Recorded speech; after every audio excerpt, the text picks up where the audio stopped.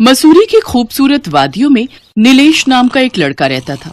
उसके पिता जगदीश अक्सर उससे परेशान रहते थे। अरे ओ निखट्टू, कामचोर, मुफ्त की रोटियां तोड़कर यहाँ आराम से पसरा पड़ा है।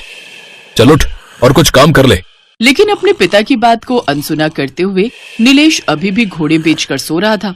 तभी जगमोहन पानी की बाल्टी लाकर उसके ऊपर उड़ेल देता है। क्या है बाबा, चैन से सोने भी नहीं देते और मुझे कौन सा कुछ काम करना है। अबे इसीलिए तो उठा रहा हूं, आज मैं तुझे भी अपने साथ काम पर ले जाऊंगा। काम? और मैं? ना, और वैसे भी बाप के रहते बेटा काम करे, ये शोभा देता है क्या? ऐसा बेटा होने से अच्छा होता कि मेरी कोई औलाद ही नहीं होती।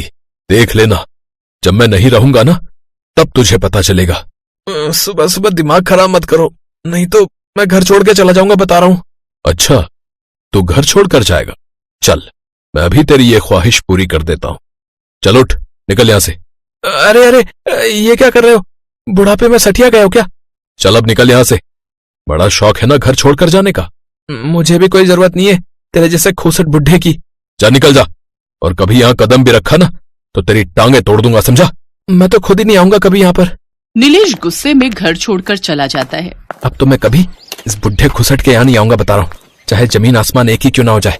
अब मैं इतना दूर चला जाऊंगा कि वो बुढ़ा चाहकर भी मुझे ना ढूंढ सके। चलते चलते नीलेश गांव से कुछ दूर पर जो पहाड़ी थी वहां पहुंच जाता है और एक पेड़ के नीचे जाकर बैठ जाता है। आहा, क्या ठंडी हवा आ रही है इस पेड़ के नीचे।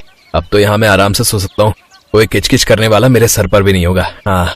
काफी देर सोने के बाद उसे पहाड़ी पर कुछ लोगों की आवाज आने लगती है। अरे ये इतने सारे लोग इस जगह पर क्या कर रहे हैं? चलो इन्हीं से चलकर पूछ लेता हूँ। अरे भाई, और लोगों की तरह हम भी इस सुंदर प्रकृति का नजारा लेने आए हैं। सुना है यहाँ लोग दूर दूर से घूमने आते हैं। क्या यहाँ इतने सारे लोग रोज आते हैं और मुझे कानों कान खबर नहीं? खैर मुझे क्या, अभी तो मुझे बड़ी तेज भूख लग रही है। अरे ओ भैया, आधा किलो जलेबी बांध दो। ये लो, पूरे 80 रुपए हो गए। 80? लेकिन मेरे पास तो पैसे नहीं है। पैसे नहीं है तो अपने अब्बा की दुकान समझ कर यहाँ पर आया क्या तू है बे, जो तुम मुफ्त में खाने आ गया बे? अरे भैया सच कहूँ तो मेरे अब्बा भी मुझे मुफ्त में खाने नहीं देते। खैर छोड़ो। नीलेश चुपचाप वहाँ से चला जाता है। कुछ दूरी पर उसे एक घर नजर आता है। वो उस घर के बाहर खड़े होकर आवाज लगाता है। कोई है अंदर? कोई है? कुछ खाने को दे दो भाई, बहुत तेज भूख लगी है।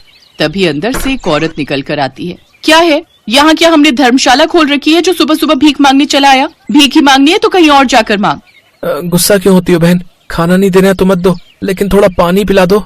बड़ा बेशरम है। नीलेश वहाँ से चला जाता है। इतना भटका लेकिन कोई मदद के लिए तैयार नहीं है। बाबा सच ही कहते थे कि दुनिया ऐसी नहीं है जैसा हम सोचते हैं। यहाँ तब तक कोई किसी की मदद नहीं करता जब तक उसे कोई काम न पड़ जाए। सारा दिन भूखा नीलेश रात को जंगल में एक पेड़ के नीचे सो जाता है, लेकिन भूखे पेट भला नींद कहाँ आती। ऐसे ही 2 दिन बीत गए। काम की तलाश में नीलेश पहाड़ी से उतरकर गांव की ओर जाता है। कुछ दूर चलते ही उसे एक बूढ़ी औरत दिखाई देती है जो कि चलते चलते अचानक ही गिर पड़ती है। अरे अम्मा, क्या हुआ? चलो मैं तुम्हें तुम्हारे घर छोड़ देता हूँ। नीलेश उस बूढ़ी अम्मा को पकड़कर उसके घर तक पहुँचा देता है। अम्मा क्या हुआ था तुम्हें? यूँ अचानक चक्कर कैसे आ गए? कुछ नहीं बेटा, बस थोड़ा चक्कर आ गया था। और आपके घर में कौन कौन है? मतलब कोई दिखाई नहीं दे रहा। मेरा कोई नहीं है, मैं अकेले ही रहती हूँ। अच्छा, वैसे अम्मा जोरों की भूख लगी है, कुछ खाने को मिल जाएगा क्या? वो बूढ़ी अम्मा डिब्बे में छुपाए हुए 20 रुपए नीलेश को लाकर देती है। सिर्फ 20 रुपए? इसमें क्या होगा? कोई नहीं, कुछ ना होने से तो कुछ ही सही। इसकी मैगी तो आई जाएगी और जल्दी बन भी जाएगी। नीलेश मैगी लेकर वापस लौटता है तो देखता है बूढ़ी अम्मा चाय बना रही है। अम्मा तुमने क्यों कष्ट किया? मुझे कह देती, मैं ही बना देता। कोई नहीं बेटा, मुझे आदत है। और क्या लाया है तू? इतने पैसों में तो मैगी मिली अम्मा। लो जल्दी से बना दो, फिर मजे से खाएंगे। जल्दी से मैगी बनकर तैयार हो जाती है। दोनों बड़े मजे से मैगी खाते हैं। फिर शाम को नीलेश वहाँ से जाने लगता है तो वो बूढ़ी अम्मा उसे एक डिबिया देते हुए कहती हैं, जब भी तुम मैगी बनाओ तो उसे इसमें डालकर देखना, फिर देखना चमत्कार। इसमें खास तरह का जादू है। इसे चुटकी भर भी डालेगा तो उस मैगी का स्वाद और मात्रा दोनों बढ़ जाएगी। नीलेश वो लेकर वहाँ से चला जाता है। अब मुझे खुद का कुछ काम करना होगा, लेकिन क्या? मुझे तो कुछ काम आता भी नहीं। हाँ, मैंने अम्मा को मैगी बनाते हुए देखा था तो वो तो बहुत आसान थी, ऊपर से बन भी जल्दी जाती थी, तो क्यों ना मैं वही बनाकर बेचूं। फिर नीलेश के दिमाग में एक आइडिया आता है। उसके हाथ में जो चांदी का कड़ा था उसे वो बेच देता है और उससे 2-4 पैकेट मैगी और उसे बनाने के लिए एक बड़ा सा पतीला ले लेता है। फिर जंगल से कुछ लकड़ियां काट कर लाता है और उससे ढाबा बनाकर तैयार कर लेता है। उसके पास एक ग्राहक आता है। अरे भाई, एक प्लेट लगाना। कितने की है प्लेट? 20 रुपए की सिर्फ। नीलेश एक मैगी का पैकेट उस बड़े से पतीले में बनाता है। फिर चुटकी भर वो मसाला उस पतीले में डाल देता है, जिससे उस मैगी का स्वाद तो बढ़ता ही है, साथ ही उस एक पैकेट से पूरा पतीला भर जाता है। ये चमत्कार देख नीलेश हैरान रह जाता है। अरे, ये तो जादू हो गया। इतनी सी मैगी से पूरा पतीला भर गया।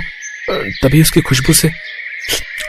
वाह भाई, कुछ भी कहो लेकिन इस मैगी का सचमुच कोई जवाब नहीं है।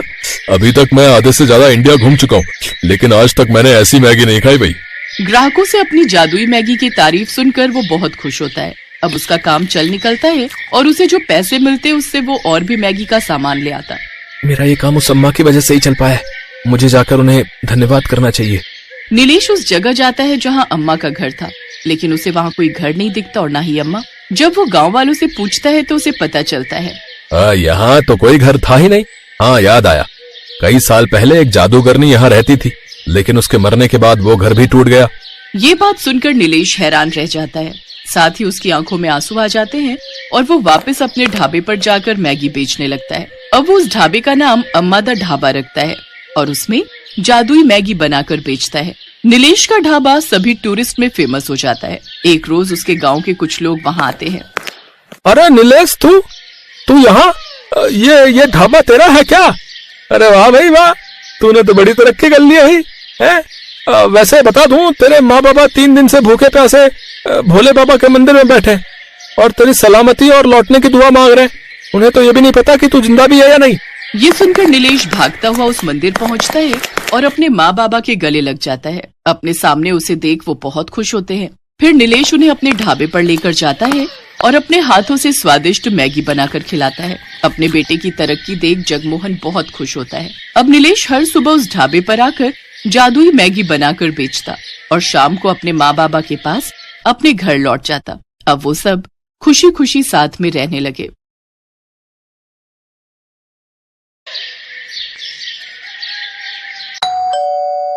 आ गई तू? माँ, बहुत भूख लगी है, कुछ खाने को बना दो जल्दी से। बता क्या खाएगी? माँ, सबसे जल्दी तो मैगी बनती है ना। मुझे पता था कि तू मैगी ही खाएगी। चल हाथ मुंह धो ले, मैंने पहले से ही बनाकर रखी है तेरे लिए। सच में माँ? मैं बस अभी आई फिर तो। ये कहानी है रिया की, जिसे मैगी बहुत पसंद थी। वो हमेशा खाने के लिए अपनी माँ से मैगी ही मांगती थी और जब घर में कोई नहीं होता था तब भी वो खुद मैगी बनाकर खाती थी। ऐसे ही वक्त गुजरता चला गया और फिर वो दूसरे शहर जाकर हॉस्टल में रहकर पढ़ाई करने लगी। और फिर एक दिन, हेलो रिया, क्या कर रही है? कुछ नहीं माँ, बस नाश्ता करके कॉलेज जा रही हूँ। अरे वाह, क्या बनाए नाश्ते में? वो माँ, मैंने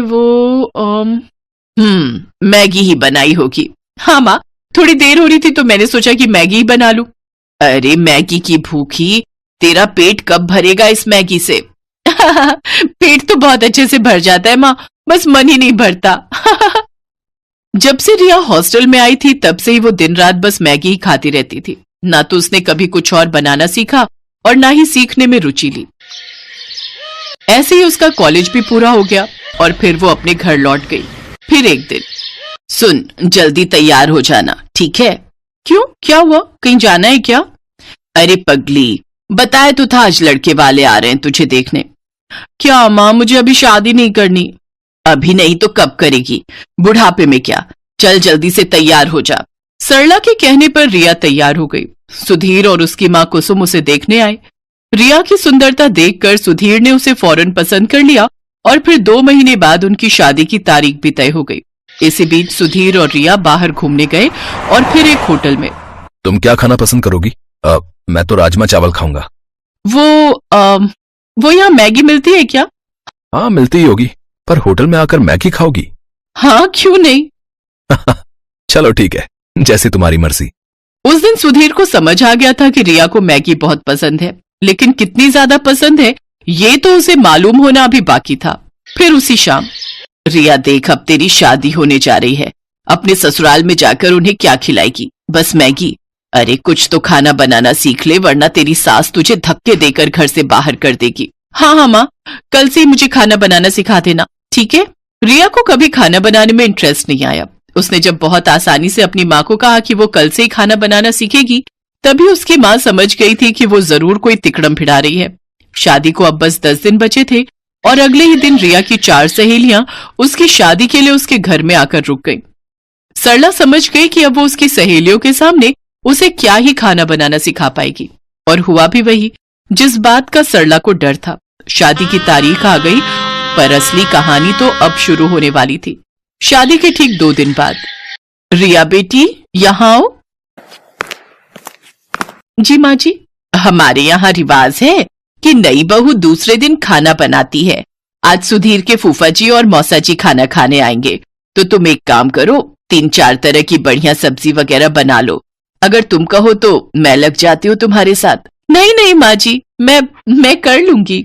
रिया ने उस वक्त तो अपनी सास को हाँ बोल दिया, लेकिन अब उसकी हालत खराब हो रही थी, क्योंकि बचपन से उसने मैगी के अलावा कुछ और बनाना सीखा ही नहीं था। वो किचन में गई और झट से अपना फोन खोला और अलग अलग रेसिपीज खोलने लगी। उसने तय किया कि वो फोन से देखकर 3-4 तरह की डिश बना लेगी। उसने खाना बनाना शुरू किया, लेकिन कुछ ही देर में उसके पसीने छूट गए। चावल जल चुके थे, मटर पनीर में मटर तो थे पर पनीर पूरा घुल चुका था। कढ़ी कच्ची थी और भिंडी में नमक तेज हो गया था। रिया समझ गई कि आज उसकी शामत आने वाली है। तभी बाहर से उसकी सास की आवाज आई, बेटा रिया, खाना बन गया हो तो ले आओ, सब लोग इंतजार कर रहे हैं। उसने झट से बर्तन गैस पर चढ़ाए और उनमें पानी उबलने के लिए रख दिया, और ठीक 10 मिनट बाद वो खाने की टेबल पर उन्हीं बर्तनों को लेकर आई। अरे वाह, बहू ने तो काफी कुछ बना लिया। लाओ बेटा, बड़ी जोर की भूख लगी है। हाँ हाँ भाई साहब, सही कहा, भूख तो जोरों की लगी है। जैसे ही मौसा जी ने पहला बर्तन खोला, वो चौंक गए, क्योंकि उसमें मैगी थी। हैं? बहू ने तो मैगी बनाई है? दूसरा बर्तन खोलिए भाई साहब, उसमें होगा कुछ। मौसा जी ने जब दूसरा बर्तन खोला तो उसमें भी मैगी ही थी। इसमें भी मैगी है? जी, ये वाली वेज मैगी है मौसा जी। अच्छा, और बाकी बर्तनों में कौन सी मैगी है बहू रानी? जी, वो तीसरे वाले बर्तन में मसाला मैगी और उस वाले में अंडा मैगी है। खाकर देखिए, बहुत बढ़िया बनाई है मैंने। रिया की बात सुनकर उसकी सास कुसुम ने अपना माथा पीट लिया, और उधर सुधीर के फूफा जी और मौसा जी एक दूसरे का मुंह ताकने लगे। लेकिन रिया ने इस घटना के बाद भी खाना बनाना नहीं सीखा। उसकी सास कुसुम ही सबके लिए खाना बनाती थी। फिर एक दिन कुसुम खाना बनाते हुए अचानक किचन में बेहोश हो गई और फिर अस्पताल में। देखिए, अब इनकी उम्र हो रही है, बेहतर है कि ये ज्यादा से ज्यादा आराम करें। और हाँ, खाने में इन्हें हेल्दी फूड दीजिए, जैसे सूप, पनीर, दूध, दही, अंडे से बनी चीजें। घर का खाना खाएंगी तो जल्दी से ठीक हो जाएंगी, वरना कमजोरी बढ़ती ही जाएगी और फिर बड़ी मुश्किल हो जाएगी। रिया और सुधीर कुसुम को घर ले आए, लेकिन रास्ते भर ना तो कुसुम ने और ना ही सुधीर ने उससे कुछ कहा। फिर अगले दिन जब कुसुम सोकर उठी तब, चलो अब फटाफट सबके लिए नाश्ता बना देती हूँ। जैसे ही कुसुम किचन में जाने लगी, तभी रिया उसके पास आई। उसके हाथों में पराठे और सब्जी थे और आंखों में आंसू। पराठे जले हुए थे और सब्जी कच्ची थी।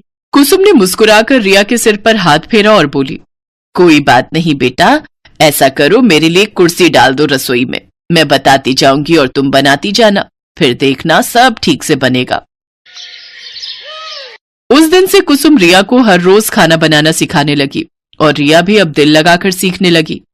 6 महीनों तक रिया ने मैगी को हाथ तक नहीं लगाया और अब वो बहुत बढ़िया खाना बनाने लगी। उसकी सास कुसुम भी अब पहले से तंदुरुस्त हो गई थी। फिर एक दिन जब रिया अपने कमरे में थी, तभी उसकी सास वहां एक कटोरा लेकर आई। लो रिया, खाना खा लो। अरे माँ जी, मैंने खाना बनाया हुआ है, आपने क्यों?